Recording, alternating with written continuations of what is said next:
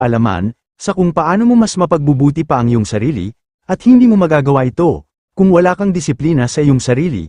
Sabi pa nga ni Jim Rohn, na discipline is the bridge between goals and accomplishments.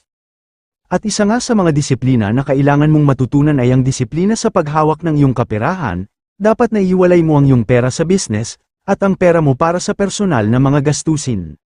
At dapat din na matuto kang magtipid, huwag gumastos ng sobra, para ang matitipid mo ay pwede mong idagdag sa iyong ipon.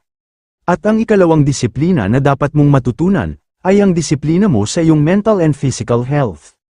Dahil ang malusog na kaisipan at pangangatawan, ay crucial pagdating sa success ng iyong business, dahil paano ka makakatagal sa maghapong pakikipag-transaction sa mga customer, kung ikaw ay palaging nanghihina at inaantok, at paano ka makapag-iisip ng mga bagong strategy kung palagi kang stress, at tumataas ang iyong presyon. Kaya mahalaga na magkaroon ka